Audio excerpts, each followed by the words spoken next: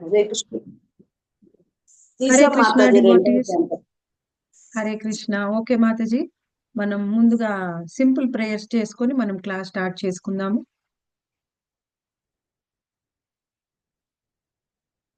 ఓం నమో భగవతే వాసుదేవాయ.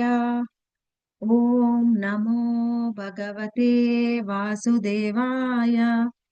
ఓం నమో భగవతే వాసుదేవాయ.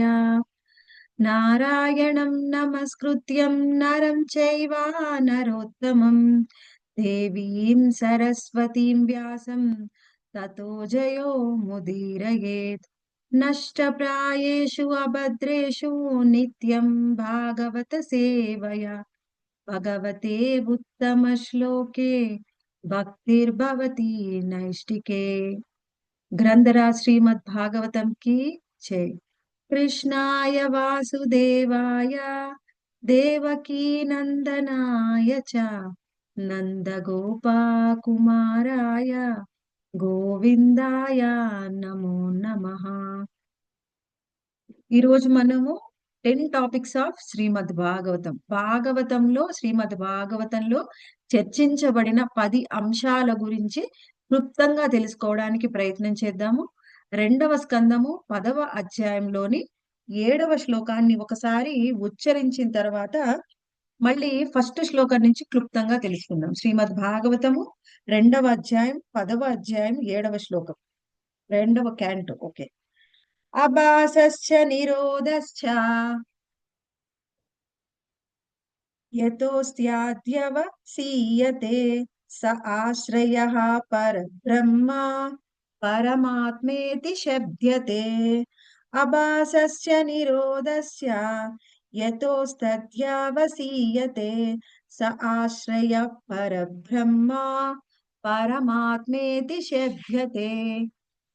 పరబ్రహ్మగా లేదా పరమాత్మునిగా ప్రసిద్ధికెక్కిన భగవానుడే భౌతిక జగత్తుకు పరమ కారణుడును ఆశ్రయమును నిరోధమును అయి ఉన్నాడు. ఆ విధంగా అతడే పరమ ఆది కారణము పరమతత్వము అయి ఉన్నాడు. మనకి ఈ శ్లోకంలో ఏం చెప్తున్నారు? స్వయంగా ఆశ్రయ అయినటువంటి పరమాత్ముడి గురించి చెప్తున్నారు.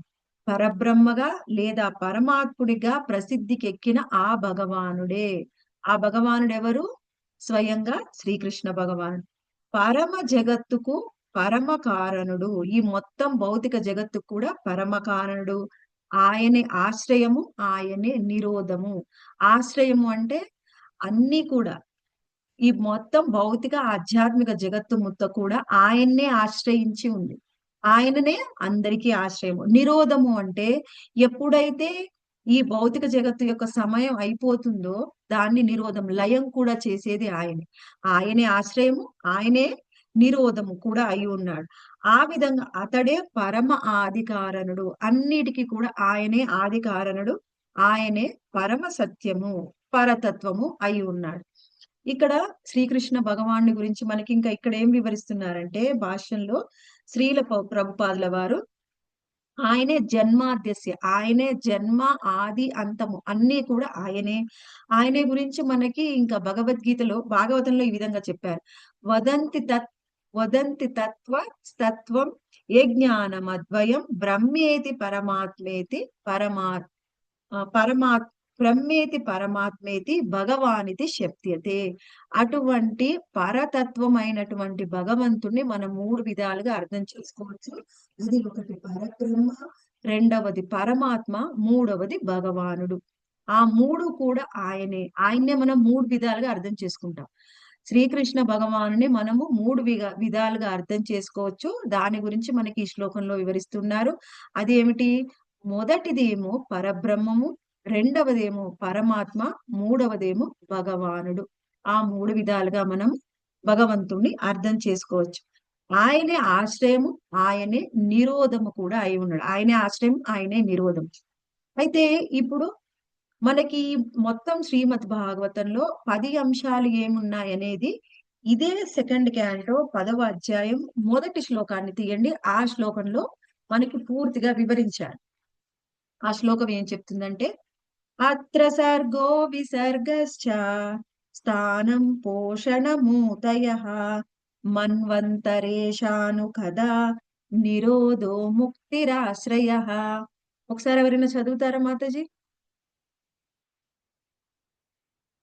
హరే కృష్ణ. హరే కృష్ణ మాతాజీ. మాతాజీ శ్రీ చదవండి ఆ శ్లోకం. సుతోవాచ అత్ర సర్గో విసర్గశ్చ స్థానం పోషణమూతయః మన్వంతరేషాను కథా నిరోధో ముక్తిరాశ్రయః. హరే కృష్ణ మాతాజీ. తాత్పర్యం కూడా చదవండి మాతాజీ. శ్రీ సుఖదేవ గోస్వామి ఇట్లు పలికెను. శ్రీమద్ భాగవతమునందు సర్గము విసర్గము స్థానము పోషణము ఊతి మన్వంతరము ఈశాను కథ నిరోధము ముక్తి ఆశ్రయము అనేది దశ లక్షణముల వివరణములు కలవు.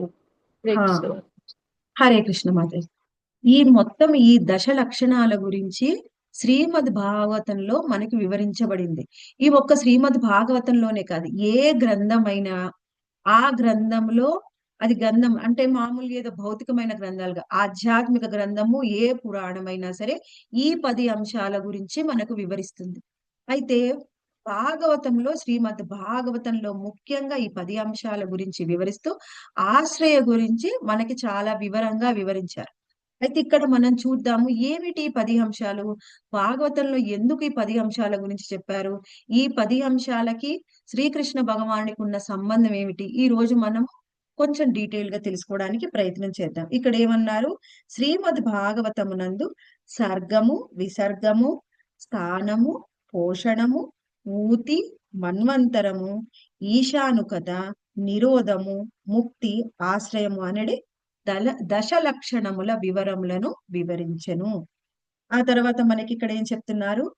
ఆ వాటిని మనకు అర్థమయ్యే విధంగా ఇక్కడ మనకి వివరిస్తున్నారు. ముందు సెకండ్ శ్లోకంలో ఏం చెప్తున్నారంటే, దశమస్య విశుద్ధార్థం నవావామిహ లక్షణం వర్ణయంతి మహాత్మానః శృతేనార్థేన ఛాందస.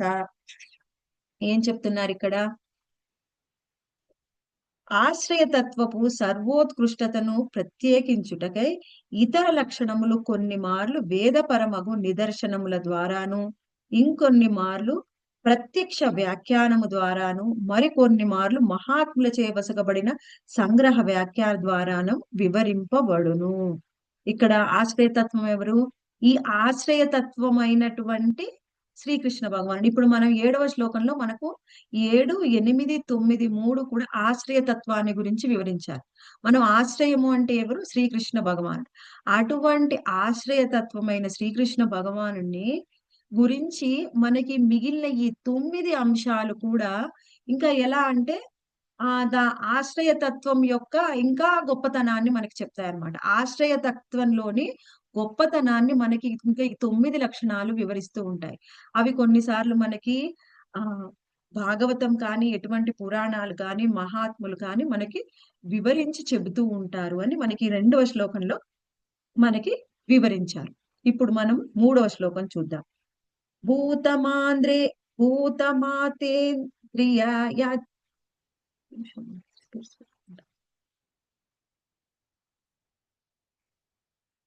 భూతమాత్రేంద్రియాదియాం జన్మ సర్గా ఉదాహృతః బ్రహ్మణో గుణ వైషమ్యా విసర్గా పౌరుష స్మృతః. నెక్స్ట్ మంగతాయర్ మాతాజీ, మీరు ఈ శ్లోక మీనింగ్ చదువుతారా? 3వ శ్లోకానికి. చదువుతాను మాతాజీ. మాతాజీ ఎన్నో క్యాంటీన్ చదువుతాను మీరు కూడా చదవండి మాతాజీ, మీకు కూడా ఈ అవకాశం ఇస్తాను. మీరు చదవండి మాతాజీ. క్యాంటీన్ ఉన్నది మాతాజీ. క్యాంటో, సెకండ్ క్యాంటో 10వ అధ్యాయం 3వ శ్లోకం. మీరు చదవండి మాతాజీ. భూతమాతేంద్రియదియాం జన్మ స్వర్గ ఉదాహృతః బ్రహ్మణో గుణ వైషమ్య స్వర్గ పౌరుష స్మృతః. భావము: పంచభూతములు అగ్ని, జలము, భూమి, వాయువు, ఆకాశము, శబ్దము, రూపము, రుచి, గంధము, స్పర్శ, చక్షువులు, కర్ణములు, నాసిక, జిహ్వ, త్వక్కు, మనస్సు అనేడి 16 భౌతికాంశముల ప్రాథమిక సృష్టియే స్వర్గం అనబడును.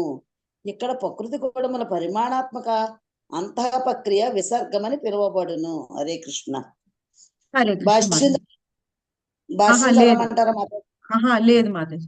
ఈ శ్లోకంలో మనకి ఏం వివరిస్తున్నారు అంటే ముఖ్యంగా రెండిటి గురించి వివరిస్తున్నారు. ఒకటి ఏమిటి, సర్గ, తర్వాతది విసర్గ. సర్గ అంటే ఏమిటి, ఇది స్వయంగా భగవంతుడు చేసిన సృష్టి. ఈ సర్గ అనేది ఎలా జరిగింది, ఎప్పుడైతే భగవంతుడు పురుషుడైనటువంటి కారణోదక సాయి విష్ణువు తన యొక్క చూపుని సారిస్తారు. తన యొక్క చూపుని దేని మీద సారిస్తారు, కారణోదక సాయి విష్ణు యొక్క రోమకూపంలో నుంచి అనంతమైన విశ్వాలు బయటికి వస్తాయి. ఎప్పుడైతే ఆ అనంత విశ్వాలు మనము కారణోదక సాయి విష్ణువు ఆ ముందుగా ఆయన లోపల నుంచి ఎన్నో అనంతమైన విశ్వాలు బయటికి వస్తాయి. అయితే ఆ అనంతమైన విశ్వాల మీద ఆయన చూపుని సారిస్తారు. ఎప్పుడైతే ఆయన చూపుని సారిస్తారో అప్పుడు ముందుగా సర్గ అనేది ఏర్పడుతుంది, తర్వాత అనేది విసర్గ. ఈ సర్గలో ఏమేమి ఉంటాయి మనకి ఇక్కడ చెప్తున్నారు. సర్గలో పంచభూతాలు, మనకి మొత్తము 16 ఎలిమెంట్స్ ఉంటాయన్నమాట. పంచభూతాలు, జ్ఞానేంద్రియాలు, కర్మేంద్రియాలు, మనస్సు, ఈ 16 మూలకాలతోని ముందుగా సర్గ అనేది ఏర్పడుతుంది. దానికి కారణం ఎవరు, కారణోదక సాయి విష్ణు. తర్వాత మనకి ఆ విసర్గ అనేది ఏర్పడుతుంది. విసర్గ ఎలా ఏర్పడుతుంది, విసర్గ అనేది బ్రహ్మదేవుడు సృష్టించే సృష్టి. దాన్నే మనము విసర్గ అని చెప్పవచ్చు. ఆయన ఏం చేస్తాడు, ఆ విసర్గలో బ్రహ్మదేవుడు పూర్తిగా మిగిలినటువంటి అన్ని జీవాత్మల్ని కూడా వాళ్ళకు సరిపడా శరీరాలని ఇచ్చి ఈ మొత్తము అన్ని విశ్వాలలోకి ప్రవేశపెడతారు. అది విసర్గ, అది బ్రహ్మదేవుడు చేసే సృష్టి. సర్గనేమో ముందు అన్ని సదుపాయాలు ఎలా అర్థం చేసుకోవచ్చు అంటే, ఇప్పుడు ఏదైనా ఒక బిల్డింగ్ కట్టాలనుకోండి, బిల్డింగ్ కట్టాలంటే ఏం చేస్తారు, బిల్డింగ్ కట్టాలంటే దానికి సిమెంటు, ఇసుక, కంకర, వాటర్ ఇవన్నీ కావాలి, ఐరన్ ఇవన్నీ కావాలి. ఇవన్నీ మూలకాలు ఉంటే మనం ఇల్లు కట్టవచ్చు. ఈ మూలకాలన్నిటిని ఇవ్వడం సర్గ. అంటే ముందు రా మెటీరియల్ అంతా ఇస్తారు, అందులో సర్గ. దాన్ని తీసుకొని మనకి ఇల్లుని కడతారు, అది విసర్గ. ఆ రా మెటీరియల్ ని తీసుకొని జీవాత్మల యొక్క శరీరాల్ని తయారు చేస్తాడు బ్రహ్మదేవుడు. ఎవరికి వాళ్ళ కర్మానుసారం వాళ్ళకి శరీరాన్ని ఇస్తాడు. అర్థమైందా మాతాజీ, సర్గ విసర్గ. అది మనం 3వ శ్లోకంలో తెలుసుకున్నాం. తర్వాత 4వ శ్లోకం, స్థితిర్వైకుంఠ విజయ పోషణం తదనుగ్రహ మన్వంతరాణి సద్ధర్మ ఊతయ కర్మ వాసన. ఈ శ్లోక మీనింగ్ నాగలక్ష్మి మాత చదవండి. హరే కృష్ణ. భగవన్నియమములను మన్నించుచు ఆ విధంగా ఆ దేవదేవుని రక్షణలో పూర్ణ మనశ్శాంతి ఎందుండుట జీవులకు సరైన స్థితి అయి ఉన్నది. మన మనువులు వారి నియమములు అనేది అంశములను జీవితం నందు సరి అయిన మార్గదర్శనం నొసగుటకు ఉద్దేశింపబడినవి. తామే కర్మాభిలాషియే కర్మకు ప్రేరణ అయి ఉన్నది. హరే కృష్ణ. హరే కృష్ణ. ఇక్కడ ఈ శ్లోకంలో మనకి ఏం వివరిస్తున్నారంటే, స్థితి, స్థితి అంటే ఏమిటి, మనం మామూలుగా చెప్పుకోవచ్చు సృష్టి స్థితి లయ. సృష్టి స్థితి లయలో మనము ముఖ్యమైనది ఏమిటి, సృష్టించడము, దాన్ని లయం చేయడము చాలా సులభం. ఒకసారి సృష్టించడము అది వద్దు అనుకున్నప్పుడు లయం చేయడము సమయం వచ్చినప్పుడు అది సులభమే. కానీ స్థితిని కొనసాగించడం అనేది చాలా కష్టం. అందుకే స్థితి చాలా ముఖ్యమైనది. ఆ విధంగా కూడా స్థితి అని చెప్పవచ్చు. ఇక్కడ స్థితి ఏం చెప్తున్నారంటే, ఇక్కడ స్థితి అంటే స్థానము. ఏం స్థానము, మొత్తం ఈ భౌతిక జగత్తులో ఉన్నటువంటి 14 లోకాలని కూడా స్థానం అని చెప్తున్నారు. మన ప్రతి ఒక్క జీవులకి ఆలంబన ఏమిటి, ఎక్కడ ఉంటారు ఈ జీవులన్నీ, ఈ 14 లోకాల్లో ఉంటారు, అదే స్థానం. అటువంటి ఈ మొత్తం కాస్మిక్ మేనిఫెస్టేషన్ మొత్తం గురించి కూడా మనకి స్థానంలో మనకి వివరిస్తూ ఉన్నారు. ఆ తరువాత ఏం చెప్తున్నారు, పోషణము. పోషణ అంటే ప్రతి ఒక్క జీవుణ్ణి కూడా, అందరినీ కూడా రక్షించేవాడు, పోషణ చేసేవాడు అన్నీ కూడా స్వయంగా శ్రీకృష్ణ భగవానుడే.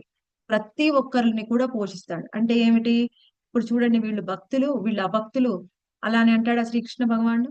మాతాజీ భక్తులకే పోషణ ఇస్తాడు, నేను అభక్తులకు పోషణ ఇవ్వను అంటున్నాడా? లేదు. లేదు మాతాజీ. ప్రతి ఒక్కళ్ళకి కూడా పోషణ అనేది వస్తుంది. ఎలా, ఇప్పుడు మనము ఎలా అర్థం చేసుకోవచ్చు అంటే ఇప్పుడు ఆ ఇప్పుడు ఈ భూమి మీద పుణ్యాత్ములు ఉంటారు, పాపాత్ములు ఉంటారు. కానీ పుణ్యాత్ములకైనా పాపాత్ములకైనా సరి సమానంగా సూర్యరశ్మి వస్తుంది, నీళ్లు వస్తాయి. పంచభూతాలన్నీ కూడా మనము సమానంగా ఉపయోగించుకుంటాం. ఈ భూమిని కూడా సమానంగా ఉపయోగించుకుంటాం.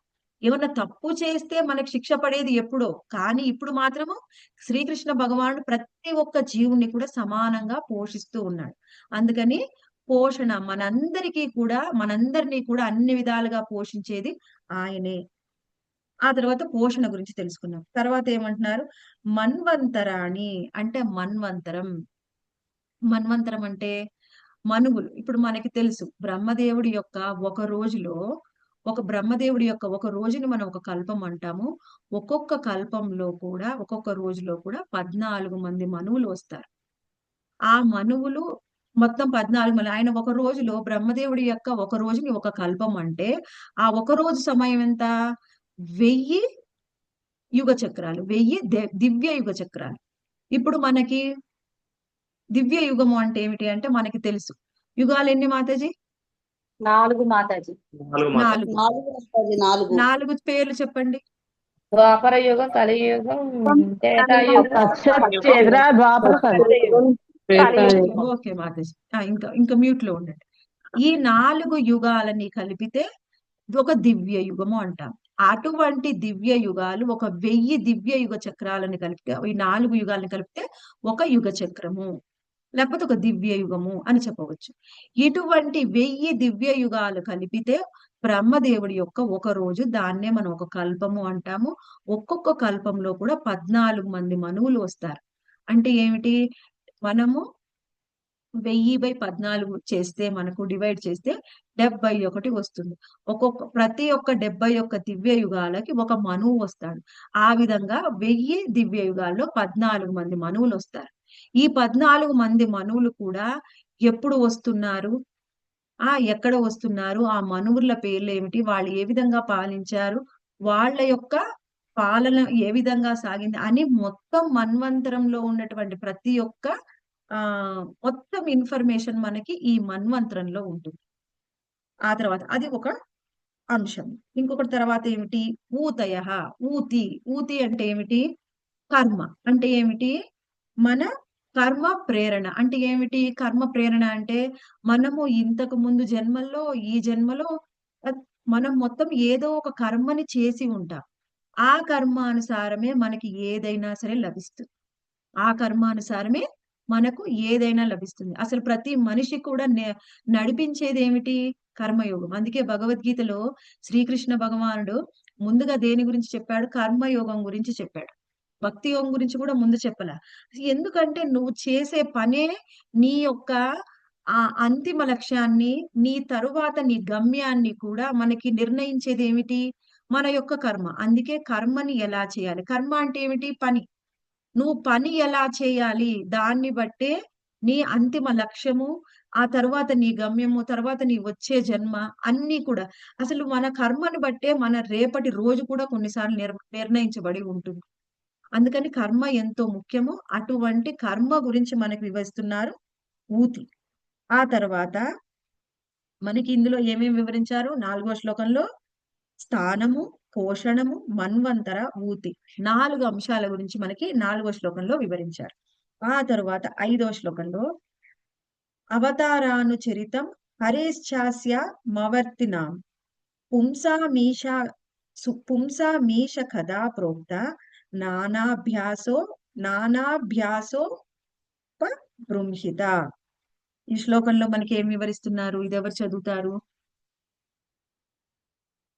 చదువుతా మాతాజీ. చదవండి మాతాజీ. హరే కృష్ణ మాతాజీ. దేవదేవుడకు శ్రీహరి అవతారములను మరియు వివిధ కర్మలను అతని పరమ భక్తుల కర్మలతో సహా ఈశాను కథ వర్ణించును. వద్దు మాతాజీ. ఈశాను కథ అంటే మొత్తం భగవంతుడి యొక్క కథలు. భగవంతుడు భగవంతుడి కథలంటే ఎప్పుడు కూడా అందులో భగవంతుడు ఒక్కడే ఉండడు. భగవంతుడి కథలంటే భగవంతుడి యొక్క భక్తులు కూడా ఉంటారు. ఇప్పుడు ఆయన ఏదైనా ఒక లీల చేశాడనుకోండి, ఇప్పుడు మీరెక్కడైనా శ్రీకృష్ణ భగవానుడి జీవితం మొత్తం చూస్తే, మొత్తం ఆయన లీలలన్నీ కూడా ఎవరితో చేశాడు? భక్తులతోనే చేశాడు. ఈ ఈశాను కథ మనకు మొత్తం కూడా భాగవతంలోని 10వ అధ్యాయంలో వస్తుంది. 10వ స్కందంలో. ఇప్పుడు మీరు 10వ స్కందం మొత్తం చూస్తే భగవంతుడి యొక్క కథలే. ఆయన ఎన్నో లీలలు చేశాడు. ఆ లీలలన్నిట్లో కూడా ఎవరితో చేశాడు? భక్తులతో చేశాడు. అందుకనే ఈశాను కథ మొత్తం కూడా స్వయంగా శ్రీకృష్ణ భగవానుడి యొక్క లీలలతోని నిండి ఉంటుంది. ఆయన ఆయన ఆయన యొక్క ఆయన భక్తుల యొక్క కథలు. ఆ తరువాత 6th శ్లోక. నిరోధోస్యానుశయన ఆత్మనః సహ శక్తిభిః ముక్తిర్హిత్వా వ్యధారూపం స్వరూపేణ వ్యవస్థితిః. నెక్స్ట్ ఇందుమతి కుందమాత చదవండి. హరే కృష్ణ మాతాజీ. హరే కృష్ణ. బద్ధ జీవన భావంతో సహా జీవుడు యోగనిద్ర యందున్న మహావిష్ణువు నందు లయమందుట నిరోధము అనబడును. మార్పు చెందినటువంటి స్థూల సూక్ష్మ దేహములను విడిచిపెట్టిన పిమ్మట స్వరూపమున వ్యవస్థితమైన జీవుని రూపము ముక్తి అనబడును. హరే కృష్ణ మాతాజీ. హరే కృష్ణ. మనకి ఇందులో ముఖ్యంగా ఈ 6వ దాంట్లో ఏమి వివరిస్తున్నారంటే, ఇప్పుడు మనము 10 అంశాల్లో కూడా మనకి నిరోధ, ముక్తి, ఆశ్రయ. ఇప్పుడు మనకి ఇందులో ఏమేమి వివరిస్తున్నారు? నిరోధ మరియు ముక్తి గురించి వివరిస్తున్నారు. ఎప్పుడైనా సరే ఈ సృష్టి అయినా సరే, ఈ భౌతికమైన జగత్తు అయినా, ఈ భౌతిక లోకంలో ఉండే జీవులైనా సరే ఒక కొంత సమయం తర్వాత ఈ లయం చెందవలసిందే. లయం అంటే ఏమిటి? మీరు ప్రతి ఒక్క వస్తువుని కానీ, ఒక వ్యక్తిని కానీ, ఎవ్వరిని కానీ చూడండి. చూస్తే ప్రతి దానికి కూడా ఒక కొంత సమయం తర్వాత అది క్షీణించిపోతుంది. అదేమవుతుంది? పూర్తిగా క్షీణించినప్పుడు ఏముంది? లయం చెందింది అంటాం మనం. ఇప్పుడు అందుకనే చూడండి, ఎన్నో రకాల వస్తువులు పూర్తిగా క్షీణించిపోతున్నాయి. అందుకనే ఎంతో మనకి ఇప్పుడు మనం ఈ సృష్టిలో చూసుకుంటే మన ఈ భూమి మీద ఎన్నో రకాల విధమైన చెత్త అనేది పేరుకొని పోతుంది. ఎందుకు? అది కొంత సమయం అయిపోయిన తర్వాత అది ఎందుకు పనికిరాదన్నమాట ఆ వస్తువు. అందుకే ఎలా ఒక వస్తువు ఉందో భౌతిక జగత్తులోని అన్ని మూలకాలతోనే మొత్తం ఈ మొత్తం మూలకాలతోనే ఈ ప్రతి ఒక్క వస్తువు కూడా తయారవుతుంది. వాటన్నిటికి కూడా ఒక కొంత సమయం తర్వాత అవి ఎలా లయం చెందుతాయో, ఇప్పుడు మనకి ఎగ్జాంపుల్ గా చూడాలంటే మన కళ్ళ ముందు కూరగాయలు గాని, పళ్ళు గాని తీసుకొని వస్తే ఏమవుతుంది? వాటికి కొంత సమయం ఉంటుంది. కొన్ని 4, 5 రోజులు, కొన్ని 10 రోజులు. ఆ తర్వాత అవి ఖరాబ్ అయిపోయి, కుళ్ళిపోయి ఏమవుతాయి? భూమిలో కలిసిపోతాయి. అలా మనం చూసే ప్రతి వస్తువు, కూరగాయలు, పళ్ళు ఎలాగో మనం కూడా అలాగే. మనం కూడా కొంత సమయం, మనకంటూ ఒక 100 సంవత్సరాల సమయం. ఆన్ యావరేజ్ 100 సంవత్సరాలు. ఒక్కొక్కళ్ళు ఒక్కొక్క సమయంలో మరణిస్తారు. అప్పుడు భూమిలో కలిసిపోతాం. అలాగే కేవలం భౌతిక జగత్తుకు కూడా ఒక సమయం అనేది ఉంటుంది. ఏదైతే పుడుతుందో అది తప్పకుండా లయం పొందవలసిందే. ఏదైతే సృష్టి అనేది జరుగుతుందో మళ్ళీ దానికి ప్రతి సృష్టి కూడా జరుగుతుంది. ఎలా భగవంతుడు సర్గ ద్వారా ఈ భౌతికమైన సృష్టిని సృష్టించాడో మళ్ళీ అది లయం కూడా కావాలి. ఎక్కడి నుంచి వచ్చాయన్నీ? కారణోదక సాయి విష్ణువు నుంచి వచ్చాయి. అలాగే నిరోధం అంటే లయం జరిగి మళ్ళీ అన్ని కారణోదక సాయి విష్ణువులోకే వెళ్ళిపోతాయి అన్నమాట. సమయం ఉన్నంత వరకు అక్కడే ఉండి మళ్ళీ తర్వాత తిరిగి మళ్ళీ సృష్టి జరిగినప్పుడు మాత్రమే అవన్నీ బయటికి వస్తాయి. దాన్నే మనం నిరోధ అని చెప్పవచ్చు. ఆ తర్వాత ఏమిటి? ముక్తి. ముక్తి అంటే ప్రతి ఒక్క జీవుడికి కూడా ముక్తి అనేది లభిస్తుంది. మనము కోరుకునే లక్ష్యాన్ని మనం ఏం కోరుకుంటామో దాన్ని బట్టి మన ముక్తి అనేది ఆధారపడి ఉంటుంది. మనం ఎక్కువగా ఏం కోరుకుంటాం? కొంతమంది కోరుకుంటూ ఉంటారు. ఏమిటి? నాకు స్వర్గం కావాలి అని. వాళ్ళ జ్ఞానం అంతవరకే ఉంటుంది. స్వర్గానికి వెళ్తే అది సరైన ముక్తి కాదు. మళ్ళీ తిరిగి భూమి మీదకొస్తాం. కొంతమంది జ్ఞాన యోగులు ఉంటారు. వాళ్ళు ముక్తిని కోరుకుంటారు. వాళ్ళు ఎక్కడికి వెళ్తారు? వాళ్ళు నిరాకార బ్రహ్మంలో, బ్రహ్మజ్యోతిలో వాళ్ళు కలిసిపోతారు. భక్తులు ఉంటారు. వాళ్ళు ముక్తి కోరుకుంటారు. వాళ్ళు భగవద్ధామానికి వెళ్లి అక్కడ సేవ చేస్తారు. అయితే ఎవరికైతే భగవద్ధామానికి వెళ్లి భగవంతుడికి సేవ చేసే అవకాశం ఇంకా రాని వాళ్ళు ఎన్నో జీవులు ఉంటారు. వాళ్ళకు కూడా ముక్తి వస్తుంది. అప్పుడు ఏం జరుగుతుంది? ఆ ముక్తి అనేది ఎలా వస్తుంది? ఏ జీవుడు ఎక్కడికి వెళ్తాడు? వాళ్ళ చివరి గమ్యం ఎలా నిర్ణయించబడి ఉంటుంది అనేది మనకి ముక్తిలో నిర్ణయిస్తారు. ఈ ముక్తి అనే టాపిక్ లో మనకి చాలా డీటెయిల్డ్ గా వివరిస్తారు. ఆ తర్వాత మనకి చివరి అంశం ఇంకొకటి మిగిలి ఉంది, అదే ఆశ్రయ. ఆశ్రయ గురించి మనకి 7, 8, 9 శ్లోకాల్లో వివరించారు. ఏం వివరించారు అనేది ఒకసారి చూద్దాం. 7వ శ్లోకంలో ఏం చెప్తున్నారు? ఎన్నో అధ్యాయం మాతాజీ? అబాసస్ ఆ మాట ఎన్నో చదవండి. ఎన్నో 7వ అధ్యాయం? శ్లోకం మాట. 2వ క్యాంటో 10వ అధ్యాయం 7వ శ్లోకం మాతాజీ. ఓకే మాతాజీ, సరే. అబాసశ్చ నిరోధశ్చ యతోస్యద్యావసీయతే స ఆశ్రయః పరబ్రహ్మ పరమాత్మేతి శబ్ద్యతే. చదవండి మాతాజీ.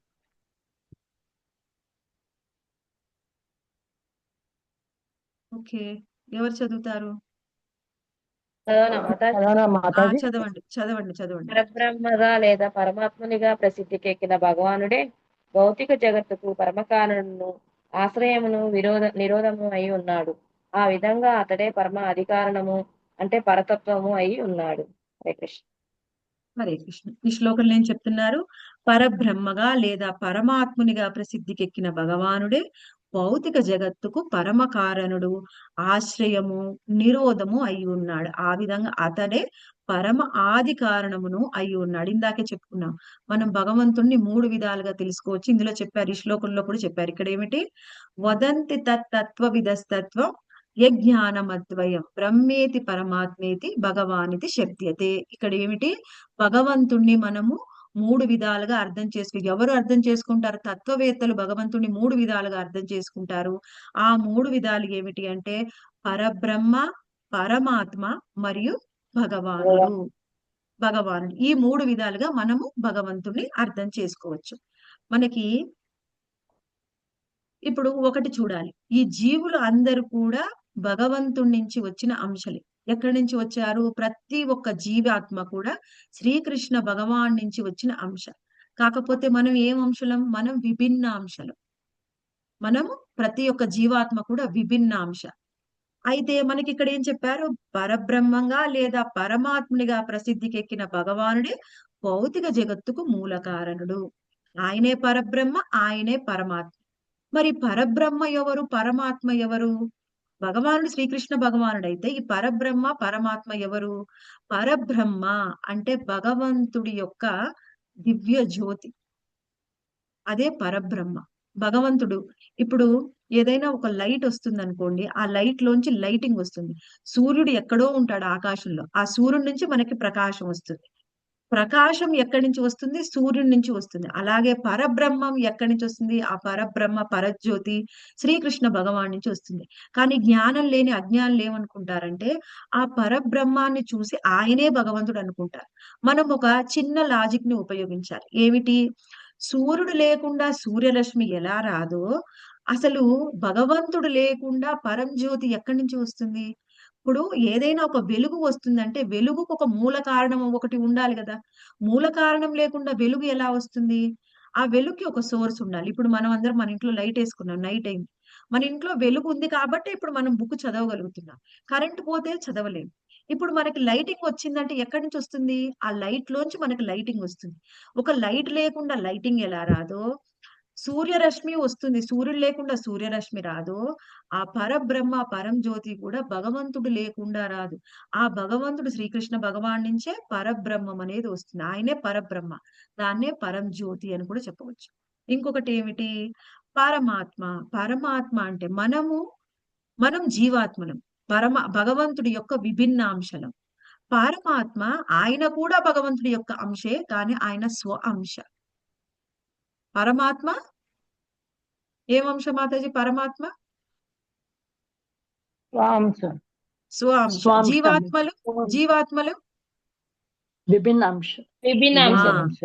జీవాత్మలు విభిన్నాంశలు, పరమాత్మ స్వాంశ. ఓకే, ఇప్పుడు అర్థమైంది కదా. ఓకే మాతాజీ. అయితే ఇక్కడ మనము అటువంటి భగవానుడైన శ్రీకృష్ణ భగవానుడే ఆయనే ఆశ్రయతత్వము.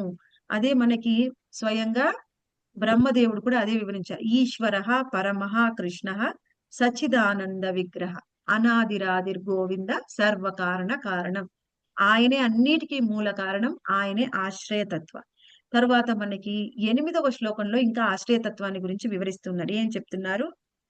యోధ్యాత్మికోవయం పురుష సోసావేవాది దైవిక యస్తత్రో భయ విచ్ఛేద పురుషో హ్యాది భౌతిక.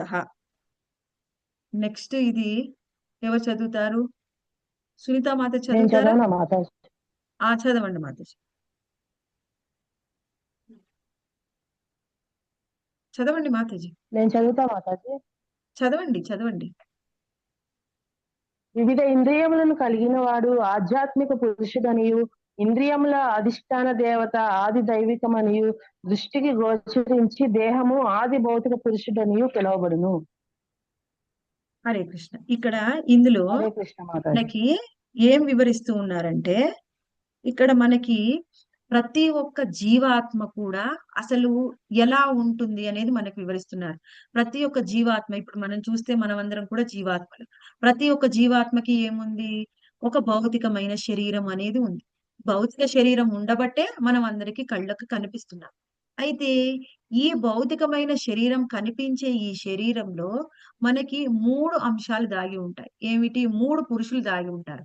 మనం ఒక భౌతికమైన దేహంతో ఉన్న భౌతిక పురుష, ఇంకొకటి ఆధ్యాత్మిక పురుష. ఆధ్యాత్మిక ఏమిటి?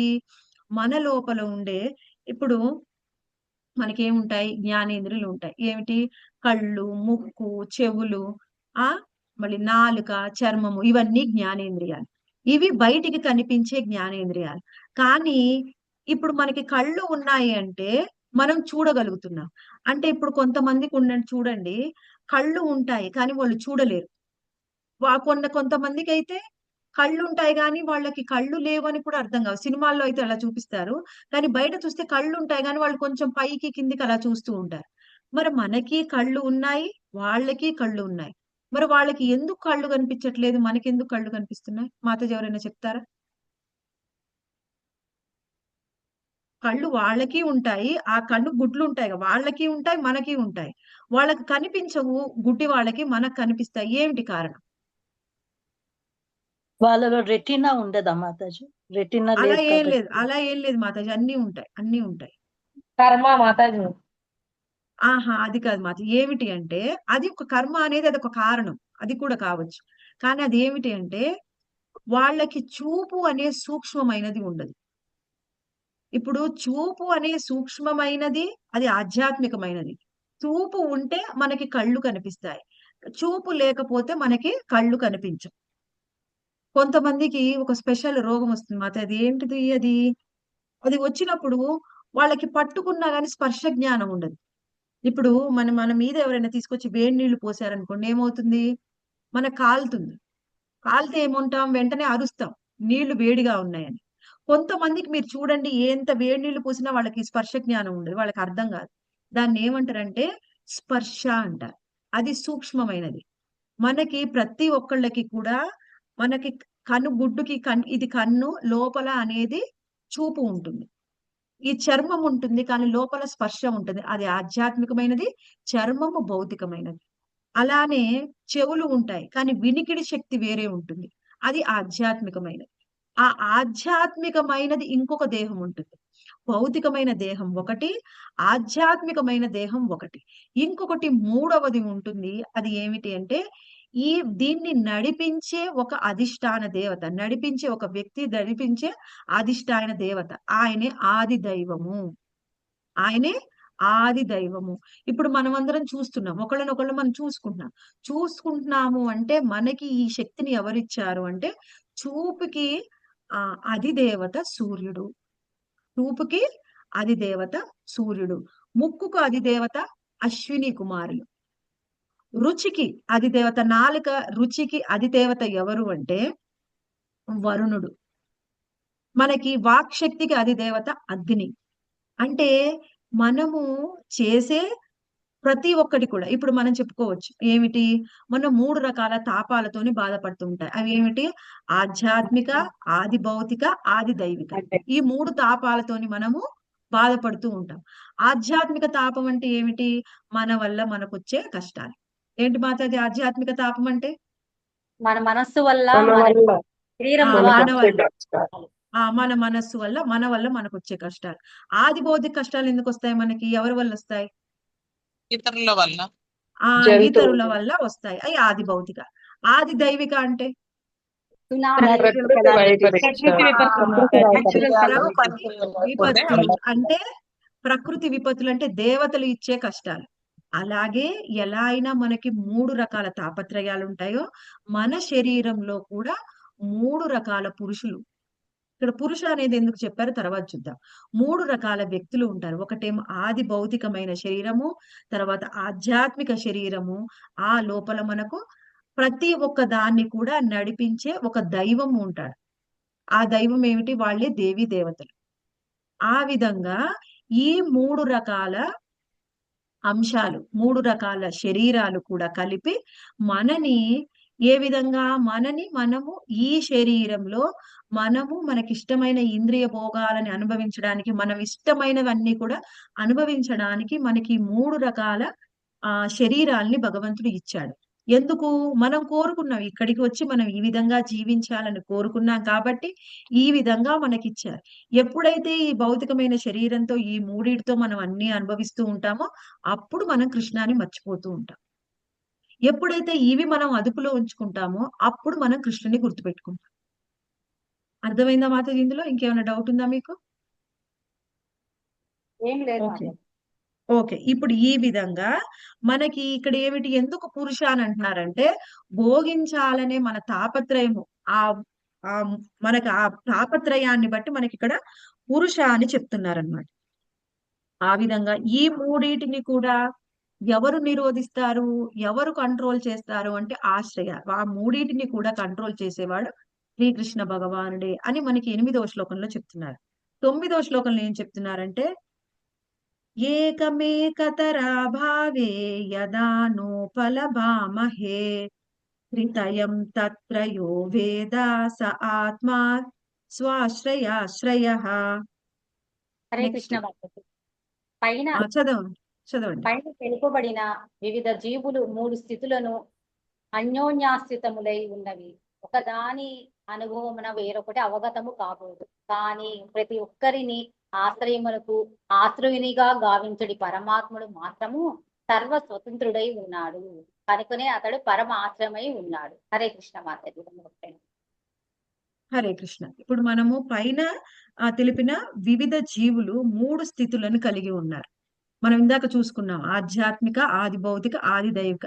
ఆ 3 స్థితుల్లో కూడా ప్రతి ఒక్కటి కూడా ఇంకొక దాని మీద ఆధారపడి ఉండాల్సిందే. ఏ ఒక్కటి కూడా స్వతంత్రంగా పని చేయలేదు. ఎలా? మనకి చూపు లేకుండా కన్ను ఉన్నా లాభం లేదు. కన్ను చూపు ఉన్నా ఆ ఒక గ్రహ ఆధారంగా మనకు ఆ దైవం కూడా మన మీద పనిచేస్తేనే అప్పుడు మనము చూడగలుగుతాం. అలా ఒకదాని మీద ఒకటి 3 కూడా ఆధారపడి ఉంటాయి. 3 స్థితులు కూడా. కానీ ఈ 3 స్థితులు కూడా ఎవరి మీద ఆధారపడి ఉంటారు అంటే స్వయంగా శ్రీకృష్ణ భగవానుడి మీద ఆధారపడి ఉంటారు. ఆయనే మనకు ఆశ్రయ. ప్రతి ఒక్కటి ఇప్పుడు ఈ ఆశ్రయ మీద ఎవరెవరు ఆధారపడి ఉంటున్నారు? ఈ 3 స్థితులు. మళ్ళీ ఇప్పుడు మనం చెప్పుకున్నాం శ్రీమద్ భాగవతంలో మనం ఎన్ని అంశాలు చెప్పుకున్నాం ఇప్పటి వరకు? 10 అంశాలు. ఆ 10 అంశాల్లో కూడా 9 అంశాలు పూర్తిగా ఆశ్రయ అయినటువంటి శ్రీకృష్ణ భగవానుడి మీదనే ఆధారపడి ఉంటాయి. ఏ ఒక్కటి కూడా స్వతంత్రమైంది కాదు. ఆయన నుంచి భిన్నమైనది కాదు. అన్నీ కూడా ఆయన నుంచే వచ్చాయి. ఈ 10 దశలు, ఈ 10 లక్షణాలు కూడా. ఈ 10 లక్షణాలని కూడా మనము డీటెయిల్డ్ గా చూస్తే ఎలా అంటే ఇప్పుడు మనము ఒక మందిరానికి వెళ్ళి దర్శనం చేసుకుంటున్నాం. ఎలా? మందిరానికి వెళ్ళి మాయాపూర్ వెళ్ళి రాధా మాధవ్ దర్శనం చేసుకుంటున్నాం అనుకోండి. రాధా మాధవ దర్శనం చేసుకోవాలి అంటే ఉదయమైనా రాత్రి అయినా మీరు ఉదయం మంగళారతి టైంలో వెళ్ళినా నైట్ వెళ్ళినా ఎలా? మనము అక్కడ లైట్ ఉంటేనే మనం ఆయన దర్శనం చేసుకోగలం. లైట్స్ ఉంటే ఎలా? ఆయన దేదీప్యమానమైన దివ్యమంగళ స్వరూపం మనం మంచి కన్నులారా చూడవచ్చు. అంటే ఏం చేస్తుంది? ఆయన దర్శనం చేసుకోవడానికి ఆ లైట్ అనేది మనకు ఉపయోగపడుతుంది. అవి ఏంటి? 9 లక్షణాలు కూడా ఏమిటంటే 9 లైట్స్ లాంటివి అన్నమాట. కృష్ణుణ్ణి దర్శనం చేసుకోవడానికి మనకి ఉపయోగపడతాయి. ఇప్పుడు ఒకవేళ లైట్స్ ఏమీ లేవనుకోండి, మనకి లైట్స్ ఏం లేకపోయినా కానీ కొంతసేపు అలానే చూస్తే ఎలా? ఇప్పుడు మనకి ఎప్పుడైనా నైట్ కరెంట్ పోయింది సడన్ గా. కరెంట్ పోతే ఏమవుతుంది? కాసేపు ఎవరికి ఒకళ్ళకొకళ్ళం కనిపించం. మన చెయ్యి కూడా మనకు కనిపించదు. కానీ లైట్ పోయినాక ఒక 10 నిమిషాలు అయితే ఏమవుతుంది మాతాజీ? చిన్నగా కనపడుతుంది మాతాజీ, లైట్ చిన్నగా గా. కనిపిస్తుంది. లైట్ గా మన బాడీ మనకు అర్థం అవుతుంది. మన ఎదురుగా ఉన్న వాళ్ళు కూడా మనకి అర్థమవుతారు. అంటే ఏమిటి? ఇప్పుడు లైట్ లేకపోవడం వల్ల రాధా మాధవ్ యొక్క గొప్పతనం, ఆయన యొక్క శక్తి సామర్థ్యాలు, ఆయన యొక్క దైవత్వం ఏమైనా తగ్గిపోతాయా? తగ్గవు మాతాజీ. ఏం తగ్గవు. కానీ లైట్స్ ఉండడం వల్ల ఏమవుతుంది? ఆయన్ని మనం అర్థం చేసుకోవడానికి, దర్శనం చేసుకోవడానికి మనకు ఆసరాగా ఉంటుంది. మనకి అనుకూలంగా ఉంటాయి లైట్స్ ఉంటాయి. ఇప్పుడు లైట్ లేకపోవడం వల్ల ఆయన శక్తి సామర్థ్యాలు ఏం తగ్గిపోవు. కానీ లైట్ ఉండడం వల్ల ఆయన్ని ఇంకా బాగా మనం అర్థం చేసుకుంటాం, ఇంకా బాగా తెలుసుకుంటాం. అంతే. ఆయన అలానే ఉంటాడు ఎప్పుడు. కానీ మనం అర్థం చేసుకోవడం కోసము, ఆయన్ని దర్శనం చేసుకోవడం కోసం లైట్స్. అలానే ఈ ఆశ్రయ అయినటువంటి శ్రీకృష్ణ భగవాన్ని అర్థం చేసుకోవడం కోసము, ఆయన శక్తి సామర్థ్యాలు ఏమిటి అనేది తెలుసుకోవడం కోసమే ఈ 9 అంశాలు. ఈ 9 అంశాలు కూడా కృష్ణుడిని అర్థం చేసుకోవడానికి. ఎందుకంటే ఇప్పుడు ఆయనకి ఎన్నో శక్తి సామర్థ్యాలు ఉన్నాయి. అన్నిటికీ మూల కారణం ఆయనే. ఇది తెలుసుకుంటే ఏం జరుగుతుంది? మనలో ఉన్న నమ్మకం ఇంకా పెరుగుతుంది. మనలో ఉన్న నమ్మకం ఇంకా పెరుగుతుంది.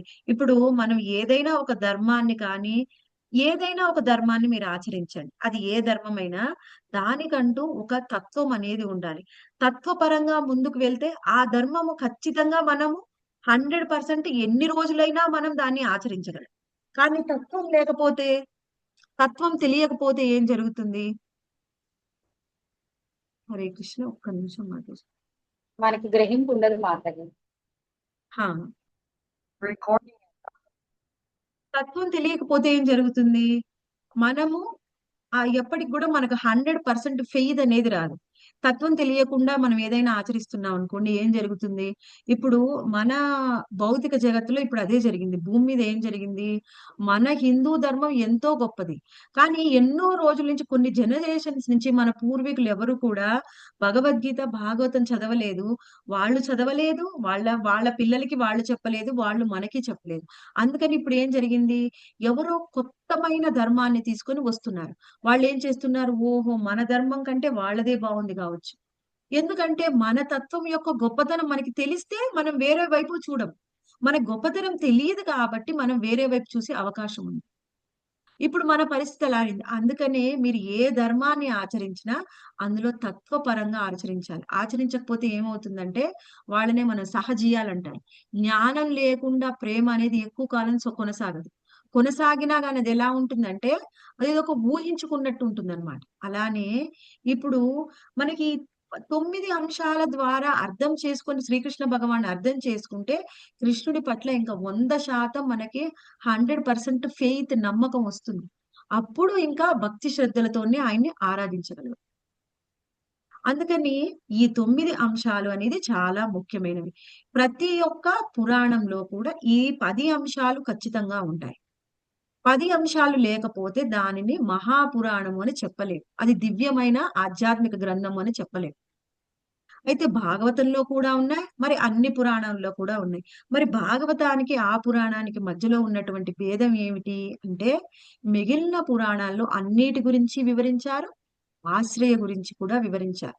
కానీ భాగవత పురాణంలో ఏమిటి అంటే ముఖ్యంగా అన్నిటి గురించి వివరించి ఆశ్రయ గురించి ముఖ్యంగా వివరించారు. ఆశ్రయ గురించే ఎక్కువగా వివరించారు.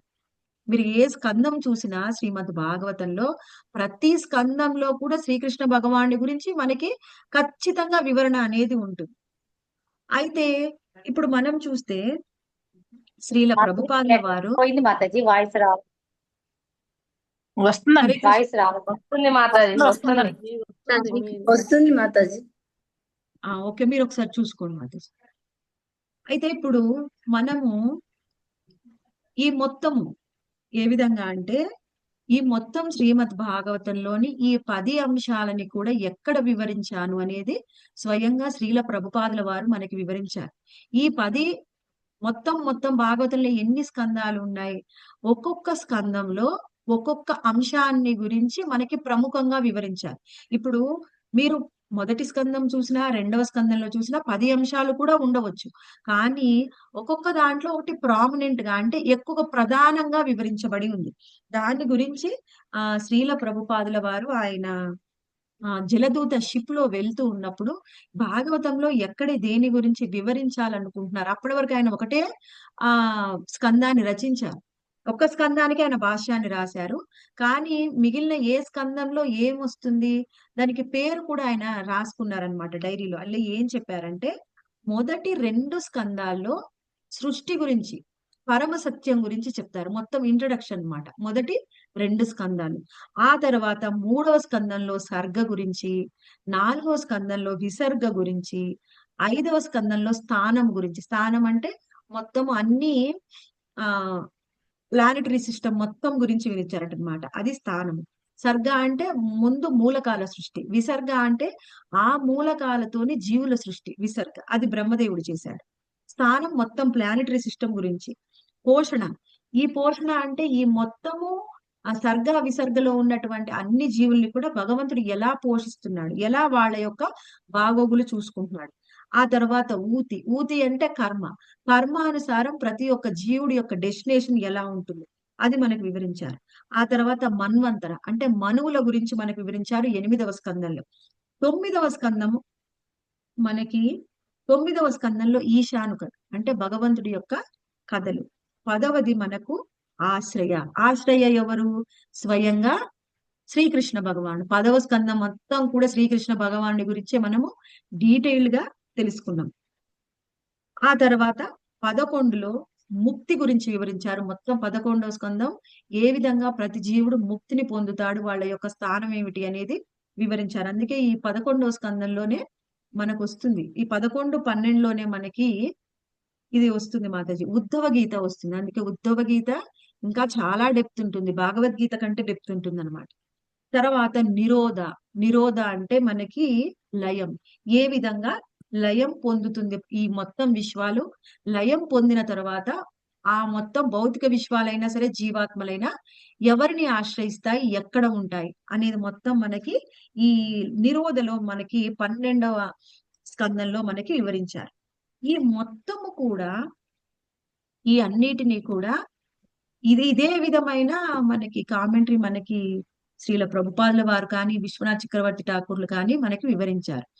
అటువంటిది శ్రీమద్ భాగవతము. శ్రీమద్ భాగవతం యొక్క గొప్పతనాన్ని మనకి వివరిస్తుంది. శ్రీమద్ భాగవతంలో మెయిన్ ముఖ్యంగా అన్ని అంశాల గురించి ఉన్నప్పటికీ కూడా ఆశ్రయ గురించి మనకు ముఖ్యంగా వివరిస్తారన్నమాట. అటువంటి శ్రీమద్ భాగవతం యొక్క గొప్పతనాన్ని మనకి మొదటి స్కందంలోని 2వ శ్లోకం, మొదటి స్కందము మొదటి అధ్యాయంలోని 2వ శ్లోకాన్ని తీయండి మాతాజీ.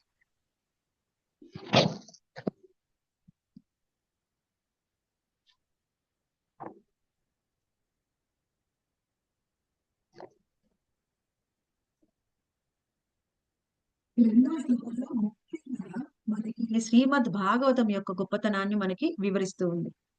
ధర్మ ప్రోజ్జిత కైటవోత్ర పరమో నిర్మస్తరాణాం సతాం వేద్యం వాస్తవమత్ర వస్తు శివదం తాపత్రయోన్మూలనం శ్రీమద్భాగవతే మహాముని కృతే కిం వా పరైరీశ్వర సద్యో హృత్య వరుధ్యతేత్ర కృతిభి శుశ్రూషి భిన్న క్షణ. ఈ మొత్తము ఈ శ్లోకంలో శ్రీమద్ భాగవతం యొక్క గొప్పతనం మనకి వివరిస్తూ ఇందులో అత్ర అనేది 3 సార్లు వివరిస్తున్నాడు. అత్ర అంటే ఏమిటి? అత్ర అంటే దీని యందు అని మనకి మీనింగ్ ఇచ్చారు ప్రభుపాదుల వారు. దీని యందు అంటే ఎందులో? శ్రీమద్ భాగవతంలో. శ్రీమద్ భాగవతంలో ఈ విధంగా ఉంది, శ్రీమద్ భాగవతంలోనే ఉంది అని మనకి వివరిస్తున్నారనమాట.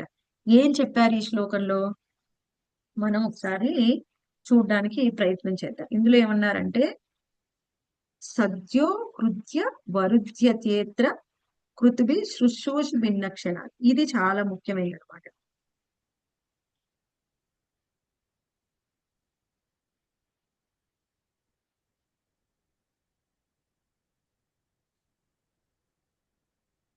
ఎప్పుడైతే శ్రీమద్ భాగవతాన్ని ఎవరైనా కానీ చదువుతారో వాళ్ళకి ఏం లభిస్తుంది అని ముఖ్యంగా ఫస్ట్ మనకి ఏం వివరిస్తున్నారంటే, ఎవరైతే శ్రీమద్ భాగవతాన్ని చదువుతారో తక్షణమే తక్షణమే వాళ్ళ హృదయంలో భగవంతుడు స్థాపితమవుతాడు. స్వయంగా శ్రీకృష్ణ భగవానుడు స్థాపితమవుతాడు. ఎప్పుడు ఇక్కడ ఇంకా మనకి ఏం వివరిస్తున్నారంటే కృత్భిహి అంటే పవిత్రాత్ములైన వాళ్ళ హృదయంలో కృష్ణ భగవానుడు స్థాపితమవుతాడు. ఆ తర్వాత ఏమంటున్నారంటే శుశుభిహి భిన్న క్షణాత్ అంటే ఎప్పుడు తక్షణమే శీఘ్రంగా ఎప్పుడు వాళ్ళ మనసుతోని వాళ్ళ భక్తితోని కృష్ణుణ్ణి ఆశ్రయిస్తారో అంటే ఏమిటి శ్రీమద్ భాగవతాన్ని ఆశ్రయిస్తారో వెంటనే ఆ పవిత్రాత్ములైనటువంటి వాళ్ళ మనసులో స్వయంగా శ్రీకృష్ణ భగవానుడు స్థాపితమవుతాడు అని మనకి ఈ శ్లోకంలో వివరిస్తూ ఉన్నారు. ఎంత ప్రాముఖ్యమైనది. అయితే ఇప్పుడు కొన్నిసార్లు మనం అనుకుంటాం శ్రీమద్ భాగవతాన్ని భక్తి శ్రద్ధలతో అధ్యయనం చేసినప్పుడు మాత్రమే మనకు ఫలితం ఉంటుంది అని మనం భావిస్తూ ఉంటాం. కానీ కేవలము భాగవతాన్ని చదవడానికి భక్తి శ్రద్ధలు నమ్మకము ఉంటేనే మన మీద ఫలితం చూపిస్తుందా? భక్తి శ్రద్ధలు నమ్మకం లేకపోతే ఫలితం ఉండదా? దాని గురించి మనకి భక్తి రసామృత సింధులో రూప గోస్వామి వాళ్ళు ఒకటి చెప్పారనమాట. రూప గోస్వామి ఏం చెప్పారంటే, దూర అద్భుత వీర్యస్మిన్ శ్రద్ధ దూరేస్తు పంచకే యత్ర స్వల్పోపి సంబంధ సదా యమాభిభావ జన్మని. ఈ శ్లోకంలో ఏమంటున్నారంటే శ్రద్ధ దూరేస్తు పంచకే, ఒకవేళ నీకు శ్రద్ధ లేకపోయినప్పటికీ, శ్రద్ధ ఉండవలసిన అవసరం లేదంట, శ్రద్ధ లేకపోయినప్పటికీ యత్ర స్వల్పోపి సంబంధ, నువ్వు కొంచెం చదివినప్పటికీ కొంత దాని యొక్క సాంగత్యాన్ని భాగవతాన్ని సాంగత్యం తీసుకున్నప్పటికీ సద్దియాయ భావ జన్మని అంటే ఏమిటి? వాళ్ళలో భావం అనేది జన్మ పొందుతుంది. భావం అంటే ఏమిటి? కృష్ణ ప్రేమ అనేది జాగృతం అవుతుంది. అదేంటి? భాగవతం మీద శ్రద్ధ లేకపోయినా నమ్మకం లేకపోయినా కొంత సాంగత్యం తీసుకున్నా మరి వాళ్ళలో ప్రేమ అనేది జాగృతం అయితే, మనం ప్రతిరోజు చదువుతున్నాం కదా, మనలో ఎందుకు జాగృతం అవ్వలేదు అంటే దానికి కండిషన్స్ అప్లై అన్నమాట. ఒక కండిషన్ చెప్పారు. అది ఏమిటి? ఆ కండిషన్ ఏమిటి అంటే, ఇంతకు ముందు కానీ ఇప్పుడు కానీ వాళ్ళు ఏ విధమైన అపరాధాలు చెయ్యకుండా ఉంటే అప్పుడు వాళ్ళలో భాగవతం చదవగానే కృష్ణ ప్రేమ అనేది వస్తుంది. ఇక్కడ ఏం చెప్పారు? పాపం చెయ్యకపోతే అని చెప్పలేదు, పాపము అని చెప్పలేదు. ఏమిటి? ఎందుకు? మనం అనుకుంటాం మనకి తెలిసి ఇప్పటి వరకు భౌతిక లోకంలో అతి పెద్దది ఏమిటి మాతాజీ?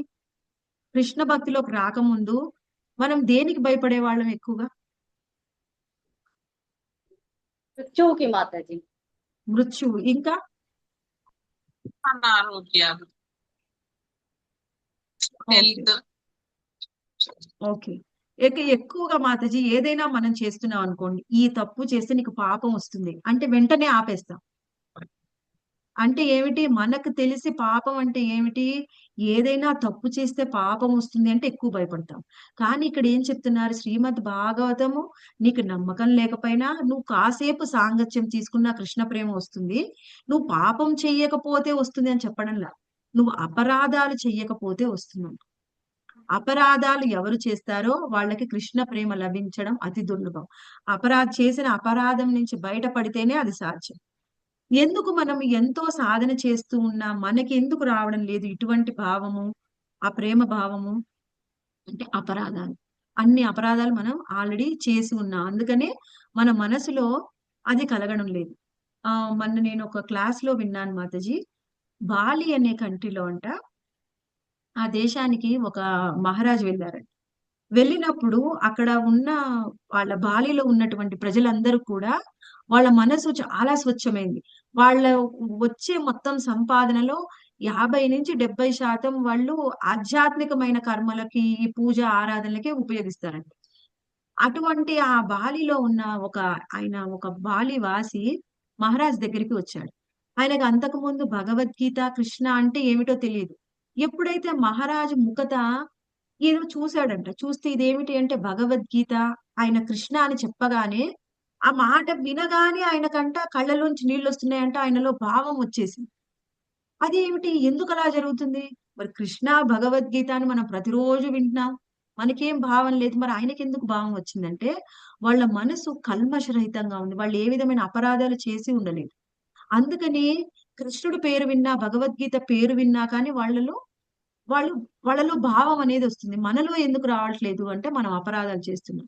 అపరాధాలు మన భక్తిని పూర్తిగా ఎలా అంటే మనకి ఎప్పుడు చెప్తూ ఉంటారు కదా, ఆ మనం ఎంతో కష్టపడి పెంచుకున్న మొక్కల్ని ఒక ఏనుగు వచ్చి తొక్కేస్తే ఇంకా ఆ మొక్కకు జీవితం ఎలా ఉండదో, అలా మనం ఎంతో కష్టపడి సాధన చేసిన ఈ భక్తి అనే మొక్కని అపరాధాలు అనే ఏనుగులు వచ్చి తొక్కేస్తాయన్నమాట. మనకు ఏం చేసినా కానీ ఇంకది మొలవదు. అందుకే అపరాధాలకి మనము దూరంగా ఉండాలి. మనము ఎంత అద్భుతమైంది అంటే శ్రీమద్ భాగవతంలో ఎంతో శక్తి, దూర అద్భుత వీర్యస్మిన్, ఎంతో శక్తి ఉంది శ్రీమద్ భాగవతంలో. ఎంత శక్తి ఉంది, నువ్వు కొంచెం ఒకసారి విన్నా సరే గాని నీకు అటువంటి భావన అనేది వస్తుంది. నమ్మకం లేకుండా ఒకసారి సాంగత్యం తీసుకున్నా గాని అటువంటి భావన అనేది వస్తుంది. మనకి శ్రీమద్ భాగవతంలో పుండరీక విద్య అనేది పుండరీక విద్య అనేది ఎవరు అంటే ఒక గొప్ప రాజు. అయితే ఆయన్ని చూసి ఆయన గొప్ప భక్తుడు అని చెప్తుంటే గదాధర్ పండిత్ నమ్మడనమాట. ఈయనేం గొప్ప భక్తుడు, గొప్ప రాజు, సింహాసనంలో కూర్చొని ఉన్నాడు, అన్ని నగలు ధరించి ఉన్నాడు, ఆయన చుట్టుపక్కల సేవకులు ఉన్నారు, ఈయన ఇలా గొప్ప భక్తుడు అవుతాడు అని ఆయన అనుకున్నాడు అనమాట. ఎప్పుడైతే మనకి శ్రీకృష్ణ భగవానుడికి పూతన పట్ల ఎంత కృప ఉంది అనేది ఆ శ్లోకం చదువుతారనమాట. అక్కడ ఉన్న ఒక భక్తుడు, అహోబకీయం స్తనకాలకూటం. ఎప్పుడైతే ఆ శ్లోకం వినక ముందే మొత్తం వినలేదు, ఒక 2 లైన్లు విన్నాడంతే. వినగానే వెంటనే ఆయన సింహాసనంలోంచి దూకి ఆయన భక్తి పారవశ్యంలో ఆయన ఏడుస్తూ ఆయన బట్టలు చింపుకొని కింద దొర్లేస్తున్నాడండి. ఆయనకు అంత భక్తి భావం వచ్చింది. ఎందుకు వచ్చింది వాళ్ళకి అంత భక్తి భావం అంటే వాళ్ళ మనసు ఆ విధంగా ఉంది. ఎవరికైతే మనసు అపరాధ శూన్యంగా పవిత్రంగా ఉంటుందో వాళ్ళకి కృష్ణుడి పేరు విన్నా, భగవద్గీత భాగవతం విన్నా కానీ వెంటనే వాళ్ళ భావస్థితిని పొందుతారు. అంత గొప్పది శ్రీమద్ భాగవతము. ఇంకా మనకి ఇక్కడ ఏం వివరిస్తున్నారంటే తర్వాత కింబా పరై అంటే ఈ విధంగా శ్రీమద్ భాగవతంలో జరిగినట్టు కేవలము భాగవతం చదివిన వెంటనే హృదయంలో కృష్ణుడు స్థాపితం అవడం అనేది ఏ శాస్త్రంలో కూడా జరగదు. కేవలం ఇది శ్రీమద్ భాగవతంలోనే జరుగుతుంది. మహాముని కృతే, అటువంటి శ్రీమద్ భాగవతాన్ని ఎవరు రచించారు? స్వయంగా వ్యాసదేవుడు రచించాడు. ఇంక ఇందులో ఏముంది?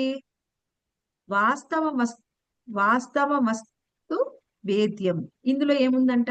అసలైన విషయం కృష్ణుడు.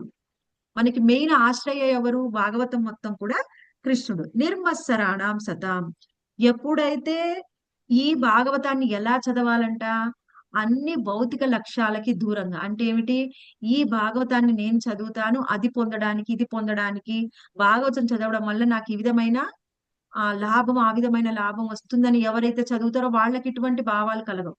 కేవలం కృష్ణుడే విషయముగా ఎవరైతే చదువుతారో వాళ్ళకి మనసులో కృష్ణుడు స్థాపితమై ఉంటాడు. ఇంకేం చెప్తున్నారు? ఈ భాగవతం చదివితే తాపత్రయోన్మూలనం, 3 రకాల తాపత్రయాలు, ఆధ్యాత్మిక, ఆది భౌతిక, ఆది దైవిక తాపత్రయాల నుంచి కూడా వాళ్ళకు దూరం అవుతాయి ఆ తాపత్రయాలు. శివదం అంటే మంగళప్రదమైనది. ఇంకా ఏముందంట ఇందులో? అత్ర అంటే ఈ శ్రీమద్ భాగవతంలో పరమోత్కృష్టమైనది. అటువంటి శ్రీమద్ భాగవతం ప్రోజ్జిత, దాన్ని నిరసిస్తుంది. దేన్ని నిరసిస్తుంది? కైటవ ధర్మాన్ని నిరసిస్తుంది. కైటవ ధర్మం అంటే ఏంటి మాతాజీ? ఇంతకు ముందు ప్రభుజీ మీకు చాలాసార్లు చెప్పాను. ధర్మ అర్థ కామ మోక్షాలు కైటవ ధర్మం, దాన్ని నిరసిస్తున్నారు. ఎందుకు నిరసిస్తున్నారు మాతాజీ? ఈ ధర్మ అర్థ కామ మోక్షాల గురించి శ్రీకృష్ణ భగవానుడు భగవద్గీతలో చెప్పారు కదా, మరి ఎందుకు ఆ కైటవ ధర్మం అని చెప్పి? అంటే కైటవ ధర్మం అంటే ఏమిటి? మోసం చేసే ధర్మం అన్నమాట. అదొక మోసపూరిత ధర్మం. ఎందుకు మరి శ్రీమద్ భాగవతం ఇది కైటవ ధర్మం, మోసపూరిత ధర్మం అని చెప్తుంది? భగవద్గీతలో కృష్ణుడు చెప్పిందే కదా. అంటే మాతాజీ ఇవి 4 పాటిస్తే ఏమవుతా ఉంటే ఈ 14 లోకాలను తిరుగుతా ఉంటాం కానీ భగవద్గీత ఒకటి మాతాజీ. ఓకే, ఇంకా మాతాజీ దీంట్లో భక్తి ప్రేమ అవి ఉండవు మాతాజీ. భక్తి ప్రేమ ఉండవు, కానీ కృష్ణుడు ఇచ్చిన మార్గం కదా ఇది. అందులో దాన్ని మనం ఎలా అర్థం చేసుకోవాలంటే, మనకి కృష్ణ ప్రేమ కృష్ణ భక్తి పొందాలి అంటే ఈ కైటవ ధర్మం అంటే ఏంది, కర్మ జ్ఞాన అష్టాంగ యోగ మార్గాలనేవి మనకు సరిపడవు. ఒకవేళ నీకు స్వర్గం కావాలనుకో నువ్వు ఇది ఆచరించవచ్చు, ఒకవేళ నీకు ముక్తి కావాలనుకో నువ్వు ఆచరించవచ్చు, లేకపోతే నీకు సిద్ధులు కావాలనుకో నువ్వు ఆచరించవచ్చు. ఒకవేళ నీ లక్ష్యము కనుక కృష్ణ ప్రేమ అయి ఉంటే వీటి వల్ల నీకు కృష్ణ ప్రేమ దొరకదు. కాబట్టి ఈ కైటవ ధర్మం అంటే ఈ ధర్మం నిన్ను మోసం చేస్తుంది. ధర్మ అర్థ కామ మోక్షాలు కావాలనుకునే వాళ్ళకి ఇది ఓకే, కానీ ఎవరికైతే కృష్ణ ప్రేమ కావాలనుకుంటారో వాళ్ళకి ఇది కైటవ ధర్మం. ఈ ధర్మము సరి అయినది కాదు. అటువంటిది శ్రీమద్ భాగవతం ఎంత గొప్పది అంటే, శ్రీమద్ భాగవతము ఇది అసలైన విషయం కృష్ణుణ్ణి మాత్రమే మనకిస్తుంది, మిగిలిన ధర్మాలన్నిటిని కూడా నిరసిస్తుంది. ఎవరైతే శ్రీమద్ భాగవతాన్ని ఆశ్రయిస్తారో తక్షణం వాళ్ళ హృదయంలో కృష్ణుడు స్థాపితమవుతాడు అని మనకి శ్రీమద్ భాగవతంలోని ఈ 2వ శ్లోకంలో వివరిస్తున్నారు. మనకి మొదటి 2, 3 శ్లోకాలు చదివితేనే భాగవతంలో అసలు భాగవతం ఎంత గొప్పది అనేది మనకు అర్థమవుతుంది. అటువంటిది శ్రీమద్ భాగవతం. అయితే సరే, శ్రీమద్ భాగవతం అంత గొప్పది, మనకి భగవద్గీత ఉంది, భాగవతం ఉంది, చైతన్య చరితామృతం ఉంది. మరి శ్రీమద్ భాగవతం అంత గొప్పది అయినప్పుడు మనం ఎందుకు మరి చైతన్య చరితామృతం చదవాలి? ఫస్టే మనం శ్రీమద్ భాగవతం చదివేయచ్చు కదా. ఎందుకు ముందు భగవద్గీత చదవమంటున్నారు, తర్వాత భాగవతం అంటున్నారు, తర్వాత చైతన్య చరితామృతం అంటున్నారు? మళ్ళీ శ్రీల ప్రభుపాదుల వారు ఒక విషయం కూడా చెప్పారు, భగవద్గీతనేమో డిగ్రీ, భాగవతమేమో పీజీ అంటే పోస్ట్ గ్రాడ్యుయేషన్, చైతన్య చరితామృతం పిహెచ్డి అని కూడా మనకి చెప్పారు. ఎందుకు అలా చెప్పారు? డైరెక్ట్ గా శ్రీ చైతన్య చరితామృతం చదవమని భాగవతం చదవమని చెప్పవచ్చు కదా. ఎందుకు అలా చెప్పారు? ఇందులో మనకి ఏం వివరిస్తున్నారు అది ఒకసారి చూద్దాం. ఇప్పుడు మామూలుగా ఒక వ్యక్తి ఇంకా భక్తిలోకి కృష్ణ చైతన్యంలోకి రాలేదనుకోండి, వాళ్ళకి ఏం చెప్తారు? మనకి మహాభారతం ఎక్కువగా రామాయణం ఏమన్నా విన్నవాళ్ళు, కొంత జ్ఞానం ఉన్నవాళ్ళు పెద్దవాళ్ళు ఏం చెప్తారంటే, మీరు పవిత్రంగా ఉండండి, పాపం చెయ్యకండి, పవిత్రమైన జీవితం గడపండి. పవిత్రమైన జీవితం గడిపితే ఏం వస్తుంది? పుణ్యం వస్తుంది. పుణ్యం వస్తే ఏమొస్తాం? మనం ఎక్కడికి వెళ్తాం? స్వర్గానికి వెళ్తాం.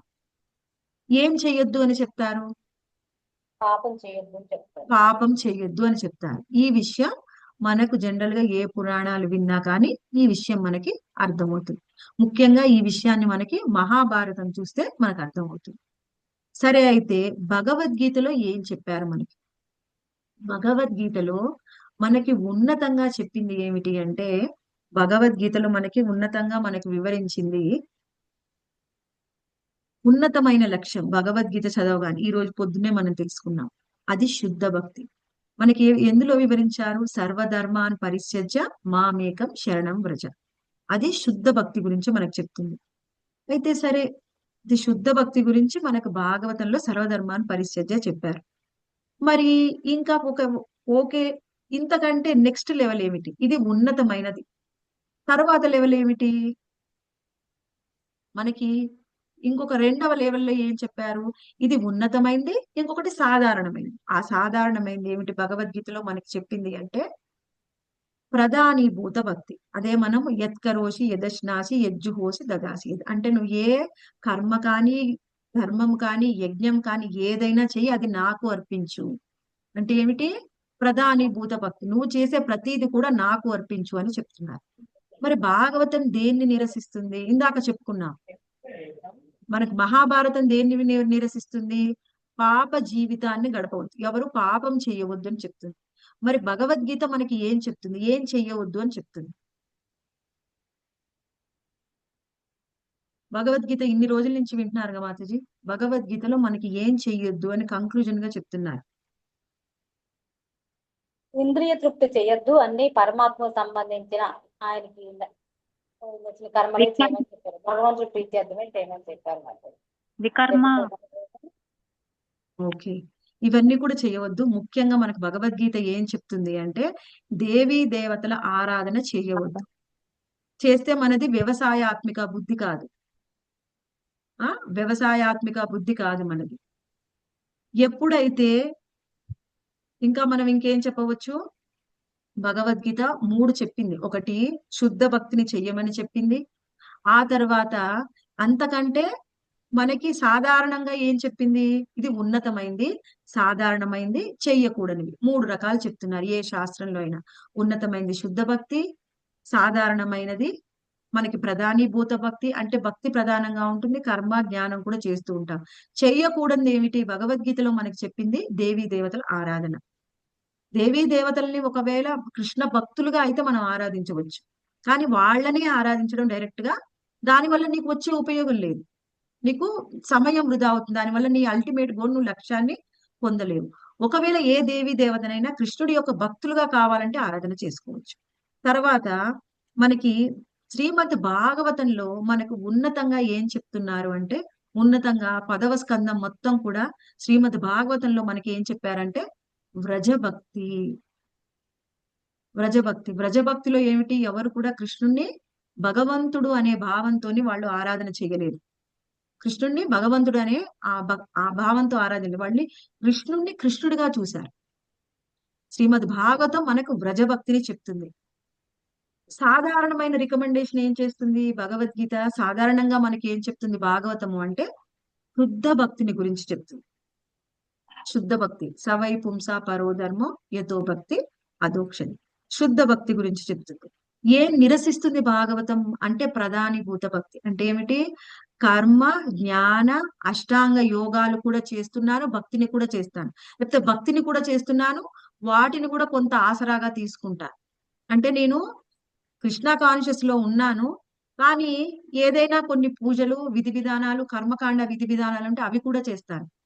అది నిరసిస్తుంది భాగవతం. ఎందుకంటే దాని వల్ల నువ్వు ఎప్పటికీ కూడా శుద్ధ భక్తుడి అవలేవు అని చెప్తుంది అనమాట.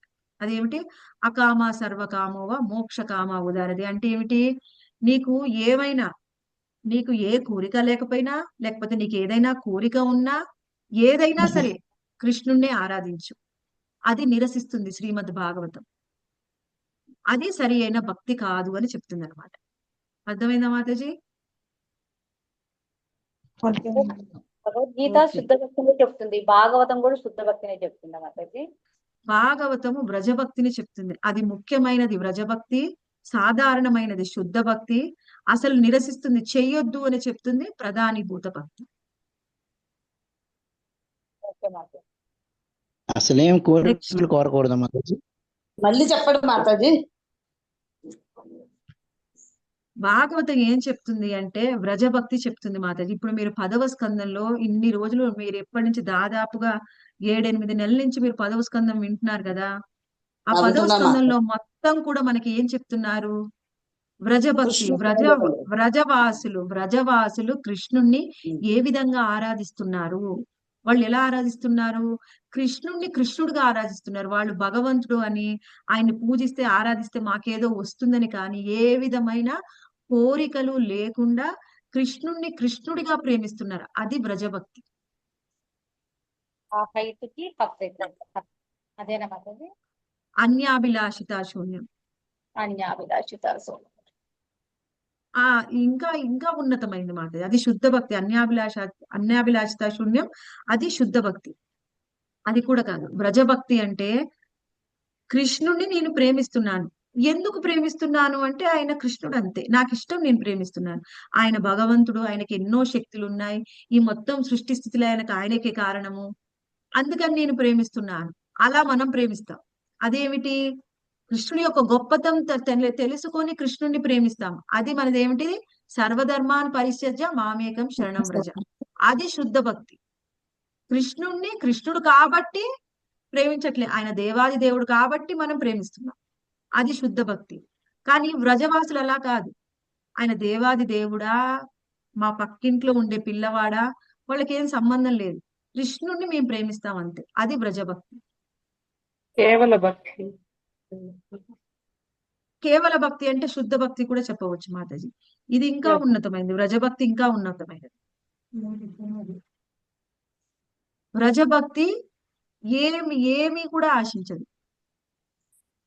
నెక్స్ట్ అది నిరసిస్తుంది. మనకు ఆ జ్ఞాన కర్మాలతో కూడిన భక్తిని భాగవతం నిరసిస్తుంది.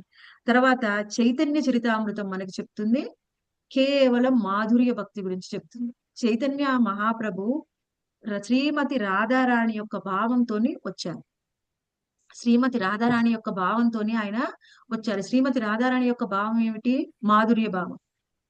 కేవలము చైతన్య చరితామృతం ఉన్నతంగా చెప్పేది ఏమిటి అంటే మాధుర్య భక్తి.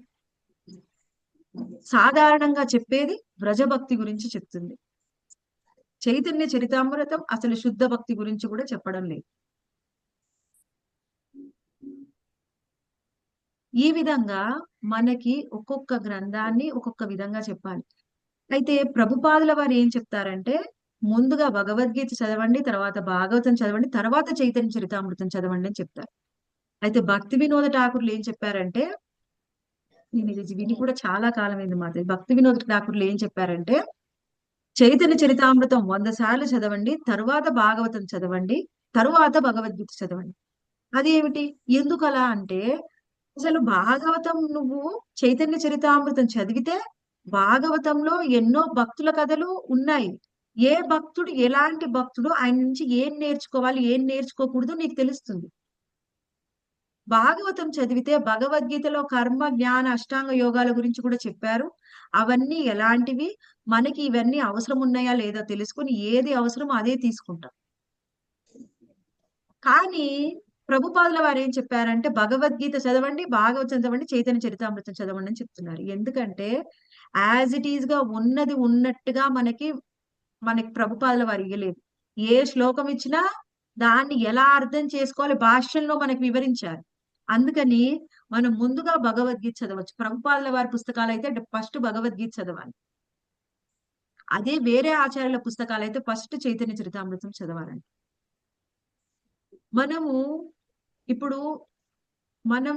మనకి ఆ భాష్యాన్ని రచించే ఆచార్యుడి యొక్క మూడును బట్టి మనం ఆ పుస్తకాన్ని చదవాలి. వాళ్ళు మనని అదే విధంగా తీసుకుని వెళ్తారు. ఆ భాష్యాన్ని రచిస్తారు కదా, ఆ భాష్యాన్ని బట్టి మనని అదే విధంగా వాళ్ళు మనని ముందుకు తీసుకుని వెళ్తారు. దాన్ని బట్టి మనం ఆ గ్రంథాన్ని మనం అర్థం చేసుకుంటాం, ఆ శాస్త్రాన్ని మనం అర్థం చేసుకుంటాం. ఆ విధంగా మనము భగవద్గీత కానీ భాగవతం కానీ చైతన్య చరితామృతం కానీ మనం ఎలా అర్థం చేసుకుంటున్నాం అనేది ముఖ్యం. పేరుకి ఇప్పుడు ముందుగా ఏం చేస్తాం అనేదని ఒక శాస్త్రం చదివినప్పుడు ఆ శ్లోకంలో ఏం చెప్పారు అర్థం చేసుకునేదే మనకి ఎక్కువ. ఆ భాష్యం అర్థమైతే చాలు. ఇంకా కొన్నిసార్లు 2-3 సార్లు చదివి ఇంకా ప్రతిరోజు చాంటింగ్ చేసి సాధన చేస్తూ ఉంటే ఈ శ్లోకంలో ఏం చెప్పారు, ఈ శ్లోకంలో ఏం చెప్పారు, ఆ శ్లోకంలో ఏం చెప్పారు, ఒక శ్లోకానికి కనెక్షన్ అర్థం అవుతుంది. అసలు అక్కడేం చెప్పాడు కృష్ణుడు, ఇక్కడేం చెప్పాడు, ఇంకొక చాప్టర్ చెప్తున్నాడు, ఎందుకు చెప్తున్నాడు ఇది, అది అర్థం అవుతుంది. ఇంకా మనం సాధన చేస్తూ ఉంటే ఒక గ్రంథంలో ఏం చెప్పారు, ఒక శాస్త్రంలో ఏం చెప్పారు, ఇంకో శాస్త్రంలో ఏం చెప్తున్నారు, వాటి మధ్య వ్యత్యాసం ఏమిటి అర్థమవుతుంది. వీటన్నిటిలో ఎవరు ఎక్కువగా పండితులు? ఆచార్యులు వాళ్ళు ఎంతో గొప్పగా సాధన చేసి ఉన్నారు ఎప్పటి నుంచో. అందుకని వాళ్ళు ప్రతి ఒక్క శాస్త్రాన్ని కూడా మనకు అర్థమయ్యే విధంగా భాష్యాన్ని ఇస్తారు. అప్పుడు ఆ భాష్యం చదివితే దాన్ని ఎలా అర్థం చేసుకోవాలో మనకు అర్థమవుతుంది. అందులో మనము చాలా అదృష్టవంతులం. శ్రీల ప్రభుపాదుల వారి భాష్యాన్ని కూడా మనం ఎప్పుడు కూడా చదువుతూ ఉంటాం. ఓకే మాతాజీ. ఆ విధంగా ఇప్పుడు మనకి శ్రీమద్ భాగవతంలో మనము 10 అంశాలని గురించి కూడా ఈరోజు క్లుప్తంగా తెలుసుకున్నాము. ఆ విధంగా ప్రతి అంశము మిగిలిన 9 అంశాలు కూడా 10వ అంశమైన ఆశ్రయం మీద ఆధారపడి ఉంటుంది. కానీ ఆశ్రయం దేని మీద ఆధారపడదు, ఆశ్రయమైనటువంటి శ్రీకృష్ణ భగవాను మీదనే మిగిలిన 9 అంశాలు ఆధారపడి ఉంటాయి. కానీ శ్రీకృష్ణ భగవాను మాత్రం దేని మీద ఆధారపడడు, అన్ని కూడా ఆయననే ఆధారం చేసుకుని ఉంటాయి. అటువంటి మనము మొత్తం 10 లక్షణాలని కూడా శ్రీమద్ భాగవతం 10 లక్షణాలను కూడా ఈ రోజు చూసాము. ఏమైనా డౌట్స్ ఉంటే అడగండి మాతాజీ. హరే కృష్ణ. ముగ్గురు చెప్పారు కదా, మనకు భగవద్గీతలో చెప్పిన శుద్ధ భక్తి సర్వధర్మాన్ పరిత్యజ్య మామేకం శరణం వ్రజ, అదే మనకి చాలా అతి కఠినం. మిగిలిన అన్ని మనం తెలుసుకోవడం కోసమే. ఎందుకంటే కొన్నిసార్లు మనకి ఏమనిపిస్తుంది అంటే తెలుసుకోకపోతే మనం చేసే భక్తి చాలా గొప్పది. నేను పొద్దున్నే లేస్తున్నాను, చాంటింగ్ చేస్తున్నాను, శాస్త్రాధ్యయనం వింటున్నాను, భాగవతం వింటున్నాను. మనం చాలా గొప్పవాళ్ళము అనే మనకు అహంకారం వస్తుంది. మన స్థాయి ఏమిటో తెలుసుకుంటే ఏముంటుంది? అహంకారం తగ్గుతుంది. అహంకారం తగ్గితే ఏమవుతుంది? మనం ఏంటి అపరాధాలు అని చేయకుండా ఉంటాం మాతాజీ. అపరాధాలు చేయొద్దు. మెయిన్ అది ఉద్దేశం. మెయిన్ ఏంటి? మన భక్తిలో అపరాధాలు చేస్తే పతనం అవుతాం. అపరాధాలు అవునండి. చేయకుండా ఉండాలి అంటే భక్తిలో మన స్థాయి ఏమిటో తెలుసుకోవాలి. తెలుసుకోకపోతే ఏముంటుందండి, జీరో అక్కడ ఇంకా. మాతాజీ ఒక భార్యకు ఒక గృహిణి, భార్య ఒక కాకుండా స్త్రీ వేరే వాళ్ళతో తిరిగేది అంతే కదా మాతాజీ? ఎప్పుడు కూడా పతిని తప్ప వేరే వాళ్ళని మనసులో కూడా వేరే వాళ్ళని ఆలోచించదు. పతివ్రత స్త్రీ. అలాంటిది వాళ్ళ లక్ష్యం ఏమిటి? వాళ్ళ పతి అంటే భర్తని లక్ష్యంగానే ఆమె జీవితం అంతా గడుస్తుంది, భర్త పిల్లలు. మరి మనము కూడా లక్ష్యము కృష్ణుడు, కృష్ణ ప్రేమ అయినప్పుడు నువ్వు వేరే వాళ్ళని పోయి ఆరాధిస్తే నీ కృష్ణ ప్రేమ ఎలా వస్తుంది? ఒకవేళ నీ కృష్ణ ప్రేమ లక్ష్యం కాదు, నాకు స్వర్గం చాలు, నాకు బ్రహ్మ ఐక్యం చాలు, లేకపోతే నాకు సిద్ధులు చాలు అనుకుంటే మీరు ఎవరినైనా ఆరాధించవచ్చు. ఇంకొకటి వివరం నేను కూడా అదే చెప్తున్నాను మాతాజీ. ఇంకొకటి ఏంటంటే ఎప్పుడైనా కానీ మీరు ఎవరైనా దేవి దేవతల దగ్గరికి వెళ్ళి ఆ టైంలో చెయ్యవలసి వచ్చిందనుకోండి, కుటుంబ సభ్యుల కోసం కానీ బంధువుల కోసం కానీ, అప్పుడు మనం అది ఎలా ఉండాలి? మన భావన వాళ్ళని మనం కృష్ణ భక్తులుగా చూడాలి. వాళ్ళని కృష్ణ భక్తులుగా. ఈ వినాయకుడు పూజ చేస్తున్నాను, వినాయక చవితి రోజు నేను మా కుటుంబం కోసం, ఆయన కృష్ణ భక్తుడు వినాయకుడు, ఆయన్ని నేను పూజ చేస్తున్నాను. ఆయనకు చేసే భోగా కూడా ఫస్ట్ మనం కృష్ణుడికి తులసి వేసి కృష్ణాకి ఆఫర్ చేసి ఆ తర్వాత వినాయకుడికి సమర్పించండి. అది మహాప్రసాదం అవుతుంది. ఇప్పుడు మనం స్వీకరించవచ్చు. అందులో ఏ దోషము లేదు. ఓకే మాతాజీ. హరే కృష్ణ. అవును. ఇక్కడే ఉంటాము కానీ మన మనసు ఎక్కడెక్కడికో తిరుగుతూ ఉంటుంది. అవును అక్కడ మాతాజీ. కృష్ణుడు ముందర ఒక్కొక్కసారి ఉన్నా మనసు ఎక్కడో ఉన్నా ఏం లాభం? ఒకవేళ అక్కడ లేదు. మీరు ఎక్కడ ఏ మందిరంలో ఉన్నా కృష్ణుడి మీద మనసు ఉంటే కృష్ణుడి మన మీదకి భావం వెళ్తుందో ముఖ్యం మాతాజీ. అదే మాతాజీ, అదే అంటాను. ఇంకెక్కడికి వెళ్ళట్లేదు లేండి మాతాజీ. ఇంకెళ్తే ISKCON temple